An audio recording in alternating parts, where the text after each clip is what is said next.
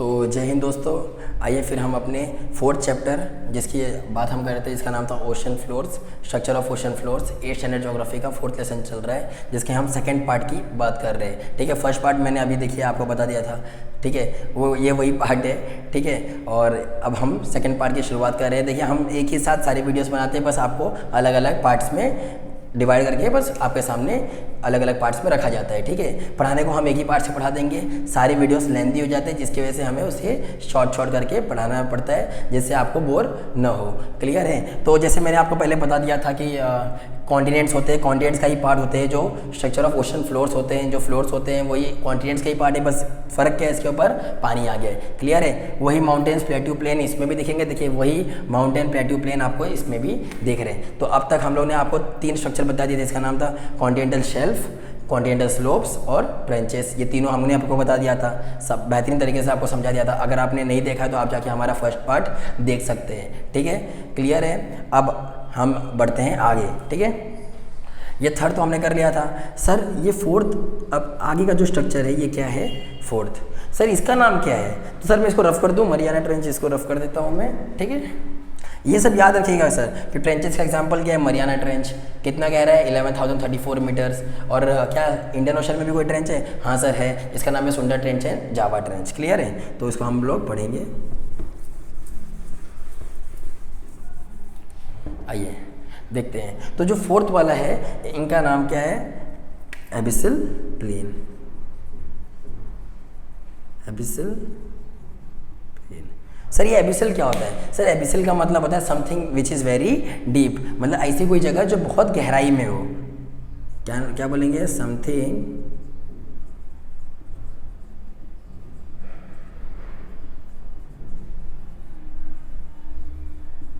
Clear है? Something which is in very deep, मतलब ऐसी कोई जगह जो बहुत गहराई में हो, उससे वो क्या बोलते हैं? एबिसल। और ये प्लेन जैसा दिख रहा है, देखिए ये भी प्लेन जैसा दिख रहा है कि नहीं दिख रहा है? प्लेन है ना। हम कहाँ रहते हैं? बाहर प्लेन इलाके पे रहते हैं। क्या हम माउंटेन और प्लेटू पे रहते हैं क्या? नहीं, हम कहाँ रहते हैं? कहाँ रहते हैं हम? कहाँ रहते हैं? हम प्लेन पे रहते हैं। समझ में आ गया? तो वैसे ही धरती के अंदर भी प्लेन होगा, पानी के अंदर भी प्लेन होगा कि नहीं होगा? तो वही प्लेन को हम क्या बोलते हैं? Abyssal plain. गहराई में जो है वो प्लेन, तो एबिसल प्लेन। क्लियर है? सर एबिसल प्लेन के बारे में कुछ बताइए। सर एबिसल प्लेन की जो टोटल गहराई है वो कितनी है? हमने देखिए कॉन्टिनेंटल शेल्फ की बात की तो 200 मीटर गहराई थी। ठीक है, उसके नीचे बात किया कॉन्टिनेंटल स्लोप की तो 200 से लेकर 3200 मीटर। इनकी क्या गहराई है सर? सर इनकी कुछ नहीं है, इनकी आप एवरेज पकड़ सकते हो 3000 मीटर से लेके 6000 मीटर तक। क्लियर है? 3000 मीटर से लेके 6000 मीटर तक इसकी क्या है? गहराई है। क्लियर है? समझ में आ गया? 3000 से लेके 6000 मीटर तक इनकी क्या है? गहराई है। क्लियर है? अगर आप सीक्वेंस में चलना चाहते हो तो इनको ले लीजिए 3200 कि 200, फिर 3200 उसका था और 3200 से 6000 तक किसका? एबिसल प्लेन का था। क्लियर है? कोई डाउट? सब समझ में आ रहा है आपको?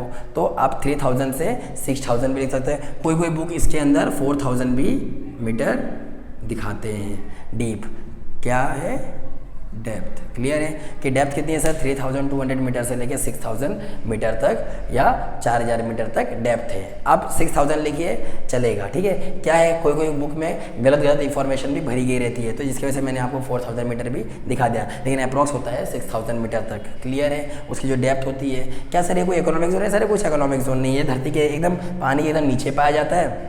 यहाँ पे कौन जाएगा मच्छी मारने के लिए? कोई जाएगा नहीं, तो सब मच्छी तो यहीं पे पकड़ते हैं, इसके लिए इकोनॉमिक जोन इसी को कहा जाता है। क्लियर है? अगर आपको ये नहीं समझ में आ रहा है कि मैं इकोनॉमिक जोन क्यों बोल रहा हूँ, तो ये मैंने फर्स्ट पार्ट में आपको समझा दिया है, आप वहाँ पे जाके इसे समझ सकते हैं। क्लियर है? तो आपको समझ में आ गया पहला स्ट्रक्चर क्या था? Continental shelf. दूसरा क्या था? Continental slope. तीसरा क्या था? ट्रेंचेस। चौथा क्या आ गया? सब प्लेन था। अच्छा, गहराई में था तो उसका नाम पड़ गया एबिसल प्लेन।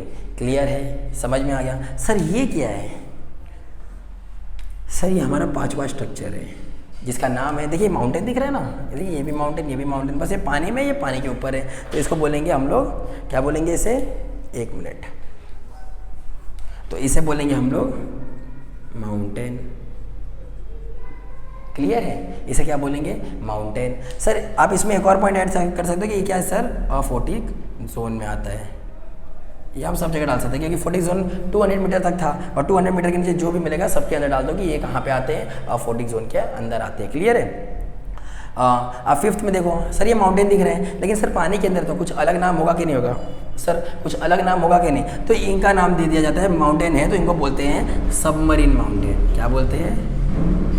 Submarine mountain. और इनको बोला जाता है सबमर्ज माउंटेन, सबमर्ज माउंटेन। और इनको कहा जाता है मरीन माउंटेन। क्या बोला जाता है? Marine mountain. देखिए एक ही माउंटेन है, बस पानी के अंदर है तो उसको तीन तीन नामों से जाना जा रहा है, और कुछ भी बोल सकते हो आप। सबमरीन माउंटेन, सबमरीन मतलब जो मरीन के अंदर है, सबमर्ज माउंटेन जो पानी के अंदर गहराई में डूबा हुआ है, और मरीन माउंटेन मतलब समंदर के अंदर है, इसलिए से मरीन माउंटेन। क्लियर है? सबमर्ज माउंटेन, सबमरीन माउंटेन और submarine mountain, submarine mountain, submerge mountain और मरीन माउंटेन। क्लियर है? आप ये तीनों बोल सकते हो, ठीक है, क्योंकि ये नाम है। क्लियर है? और ये हमारे पांचवें स्ट्रक्चर है, याद रखिएगा ये हमारे क्या है?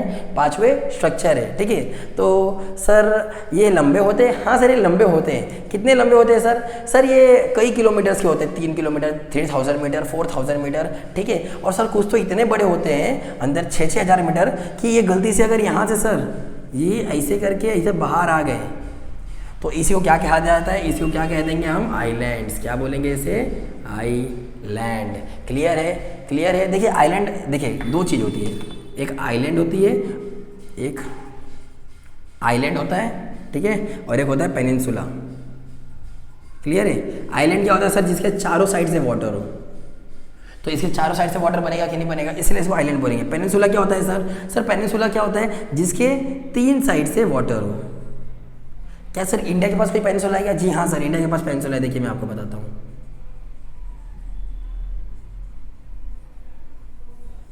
देखिए इंडिया के पास यही साइड है, इंडिया के पास देखो यहाँ से और यहाँ से, इधर भी वाटर है, इधर भी वाटर है, इधर भी। सर इसके नाम क्या है? यहाँ पे अरेबियन सी है सर, नीचे क्या है? इंडियन ओशन है, और राइट साइड में क्या है? बे ऑफ बंगाल है। क्लियर है? तो इसलिए हम लोग क्या बोलते हैं? Peninsular India. क्लियर है? अब आपको समझ में आ गया। तो जो ये लैंड है, जो अंदर का जो स्ट्रक्चर है, जो माउंटेन है, सबमरीन माउंटेन, सबमर्ज माउंटेन और मरीन माउंटेन, ये जब बाहर निकल के आ जाता है यही, तो क्या कहलाता है? आइलैंड्स। ठीक है, और सर यही आइलैंड्स बहुत लंबे लंबे भी होते हैं। ठीक है, तो आप उनको एक नंबर दे सकते हो कि बहुत ही टॉल और लॉन्ग माउंटेन होते हैं। ठीक है, और प्लस इनके साथ आप डाल सकते हो कि ये 2000 मीटर के भी होते हैं, ठीक है, 4000 मीटर। क्लियर है? ये इतने बड़े बड़े माउंटेन्स होते हैं। क्लियर है? 2000 से 4000, या तो आप डाल दो यहाँ पे सीधा 2000 से 6000 मीटर।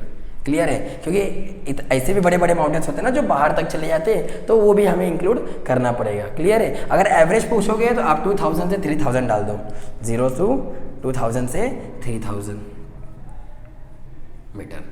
क्लियर है? इतना ही था, इसके बारे में इंफॉर्मेशन आपको इतनी ही मिलेगी। पहला क्या था? कॉन्टिनेंटल शेल्फ, दूसरा कॉन्टिनेंटल स्लोप, तीसरा ट्रेंचेस, चौथा एबिसल प्लेन, पांचवा माउंटेन्स जिसका नाम था सबमरीन माउंटेन, सबमर्ज माउंटेन और मरीन माउंटेन। तो सर अब ये दिख रहा है आपको प्लेट्यू, ये आपको दिख रहा है प्लेट्यू। सर यहाँ पे भी तो प्लेट्यू दिख रहा है, तो इसको क्या बोलेंगे सर? सर इसको भी प्लेट्यू बोलेंगे। क्या बोलेंगे सर? इसको प्लेट्यू बोलेंगे, प्लेट्यू। और इसको भी वही बोलेंगे, सबमरीन प्लेट्यू, सबमर्ज प्लेट्यू और मरीन प्लेट्यू। क्लियर है? और सर मैंने आपको एक चीज़ बताना भूल गया कि सबमरीन माउंटेन का अगर कोई आपसे एग्जांपल पूछेगा कि सर सबमरीन माउंटेन का एग्जांपल दो, तो आप क्या दोगे? आप दीजिएगा कि Andaman and Nicobar island, Andaman and Nicobar island. Clear है? समझ में आ गया? सर ये तो आइलैंड था, आप तो पहाड़ के बारे में बता रहे हो। सर मैंने वही तो बताया कि जो पहाड़ अंदर से निकल के बाहर पानी के ऊपर आ जाए उसको क्या बोलते हैं? आइलैंड्स। ध्यान दीजिए, ये जो मैंने बनाया था, देखिए अंडमान निकोबार यहीं पे है। देखिए अंडमान निकोबार ना पूर्वांचल का पार्ट है। ये जो पहाड़ दिख रहा है ईस्टर्न नॉर्थ ईस्ट साइड अपने इंडिया के, देखो ये पूर्वांचल का पार्ट है। नीचे से आया तो यहाँ पे पानी आ गया। अब ज़्यादा यहाँ पे वो पहाड़ छोटा था तो इसलिए पानी ने उसको ढक दिया ऊपर से, तो पहाड़ दिख ही नहीं रहा है। नीचे से क्या आ गया? फिर आगे से वो पहाड़ बड़ा हो गया तो पानी के बाहर आ गया। इसी को हम बोलते हैं अंडमान एंड निकोबार आइलैंड। समझ में आ गया? क्लियर है? समझा? और इसी अंडमान एंड निकोबार आइलैंड के ऊपर इंडिया के सबसे साउथर्न मोस्ट पॉइंट है जिसका नाम है इंदिरा पॉइंट। क्लियर है? अगर आपसे कोई पूछेगा सर सबमरीन माउंटेन का कोई एग्जांपल दो, तो बोलना अंडमान एंड निकोबार आइलैंड, जो पार्ट किसका है? पूर्वांचल का। क्लियर है? समझ में आ गया? ट्रेंचेस को कोई पूछेगा तो मरियाना ट्रेंच बोल देना। क्लियर है? माउंटेन्स का कोई पूछेगा तो अंडमान एंड निकोबार आइलैंड बोल देना। अब जो प्लेट्यूस है इसका तो बोल देना आप अंडमान निकोबार आइलैंड, और इसका जो पूछेगा सबमरीन ये जो प्लेट्यूस है इसको क्या बोलते हैं, सबमरीन प्लेट्यू, सबमर्ज प्लेट्यू और मरीन प्लेट्यू ये बोलते हैं। अब देखिए जब इसको ये बोला जाएगा सबमर्ज प्लेट्यू, सबमरीन प्लेट्यू और मरीन प्लेट्यू, तो क्या सर इसका भी कोई एग्जाम्पल है क्या? हाँ सर बिल्कुल जी, इसका भी एग्जाम्पल है। अगर इसका कोई एग्जाम्पल आपसे पूछेगा तो आप क्या बोल देना कि सर जो ये 40 जोन में हटा दूँ अब, ठीक है। अब जो सबमरीन प्लेट्यू है, अब इसका अगर आपसे कोई पूछेगा कि सर इसका आप मुझे बताइए कोई एग्जाम्पल है, तो बोलना कि हाँ सर इसका एग्जाम्पल है, इसका नाम है चागोस प्लेट्यू, जो इंडियन ओशन में है। इंडियन ओशन या तो बे ऑफ बंगाल में, इंडिया के बाजू में है। क्लियर है? तो इसको क्या बोलते हैं, चागोस प्लेट्यू।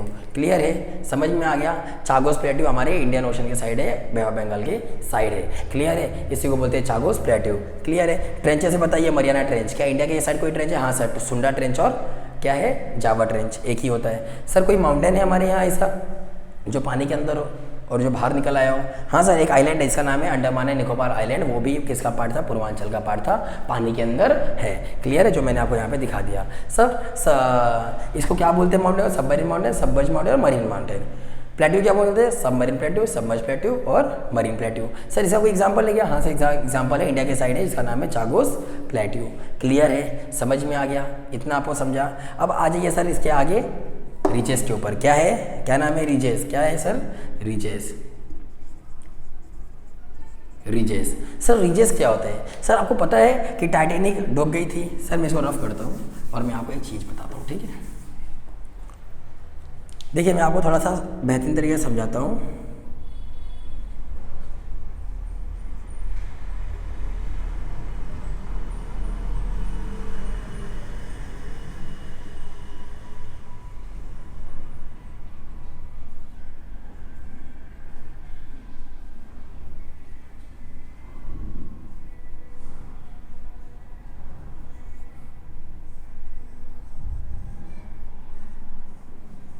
देखिए ये नॉर्थ अमेरिका है, ये साउथ अमेरिका है, ये अफ्रीका है, ठीक है, ये यूरोप है, ठीक है। हमें अभी फिलहाल यहीं पे ध्यान देना है। सर आपको ये बीच का जो पानी दिख रहा है, ये वाला पानी दिख रहा है, ये जो एस में बना हुआ है, इसी को बोलते हैं अटलांटिक ओशन। क्या बोलते हैं इसको, अटलांटिक ओशन। क्लियर है? ये अटलांटिक ओशन है। अब ध्यान दीजिए सर, टाइटैनिक यहीं पे थी ना, यहीं पे थी टाइटैनिक, और वो जाकर डूब गई, है कि नहीं? आपको पता है कि एक बड़ा सा आइसबर्ग टकरा गया था टाइटैनिक से, जिसकी वजह से टाइटैनिक डूब गई थी। देखिए टाइटैनिक क्यों डूब गई थी? टाइटैनिक के अंदर ना एक मशीन आती है जिसका नाम होता है सोनार टेक्नोलॉजी होती है। वो टेक्नोलॉजी सोनार के अंदर थी नहीं। सोनार टेक्नोलॉजी आपको ये बताती है कि आपकी जो नाव जा रही है, आपकी जो शिप जा रही है, उसके नीचे कुछ है कि नहीं है। वो रेस जाती है, टकरा के आ जाती है, जिससे आपको उसकी डेप्थ मालूम पड़ जाती है। अच्छा ये मेरी रेस जाके इतने से टकरा के वापस आ गई, इसका मतलब यहाँ पे ऊपर कुछ है या यहाँ पे नीचे कुछ नहीं है। तो अगर आपको पता चल जाएगा ऊपर कुछ है तो आप अपना नाव मोड़ लोगे। जैसे अभी मैंने बताया था कि इंडियन ओशन था, इंडियन ओशन के यहाँ पूर्वांचल का पार्ट था, पहाड़ बन के, तो पानी के ऊपर था लेकिन नीचे पहाड़ भी था। तो वो सोनार टेक्नोलॉजी से यूज़ किया जाएगा और पता किया जाएगा कि अंदर कोई पहाड़ तो नहीं है। अगर पहाड़ होगा तो अपना नाव मोड़ लिया जाएगा। वही टेक्नोलॉजी टाइटैनिक के अंदर नहीं थी, जिसकी वजह से आइसबर्ग टकराया और वो टूट गया। तो याद रखना, जो आइसबर्ग टकराया था ना, वही था रीचेस, जो यहाँ पे दिख रहे हैं आपको, रीचेस। ऐसे ही पानी के अंदर ऐसे बड़े बड़े पहाड़ थे, ठीक है, पानी के अंदर ऐसे ऐसे बड़े बड़े पहाड़ थे, रीचेस बने हुए थे। अब सर ये रीचेस कैसे बनते हैं? सर याद रखना, मैंने आपको बताया था, जब दो प्लेट्स आपस में टकराती है, तो क्या बनता है, ट्रेंचेस और माउंटेन बनते हैं। क्लियर है? तो जब दो प्लेट्स आपस में दूर जाएगी, एक बड़ी सी प्लेट थी वो टूटी और दूर गई, जब टूटेगी तो बीच में से लावा निकलेगा पानी के अंदर, वही लावा क्या बन जाता है, माउंटेन्स। यही बड़े बड़े माउंटेन्स होते हैं। क्लियर है? समझ में आ गया? तो यही जो बड़े बड़े माउंटेन्स होते हैं यही बन जाते हैं रीचेस। क्लियर है? तो जब दो प्लेट्स दूर जाती है, डाइवर्ज होती है, तो उसके बीच में से क्या निकलते हैं, लावा, और वही लावा क्या बनते हैं। देखिए पहले ये सारी चीज़ जुड़ी थी, देखो ये इससे पार्ट जुड़ जाएगा, ये सारे पार्ट जुड़ जाएंगे, लेकिन धीरे धीरे क्या हो रहा है, दूर जा रहे हैं, तो दो प्लेट दूर जा रही है, बीच में से लावा निकल रहा है, लावा क्या बन जा रहा है, माउंटेन्स। क्लियर है? यही लावा क्या बन जा रहा है, माउंटेन्स। अब आपको समझ में आ गया? तो इसी को क्या बोलते हैं, रीचेस। और यही रीचेस आके टकराई थी टाइटैनिक से, जिसकी वजह से टाइटैनिक डूब गई थी। तो अगर आपको कोई पूछेगा सर रीचेस का एग्जांपल दो, तो इसको क्या बोलोगे, इसका एग्जाम्पल आप लिख लीजिए sir, mid Atlantic oceanic ridge. Clear है?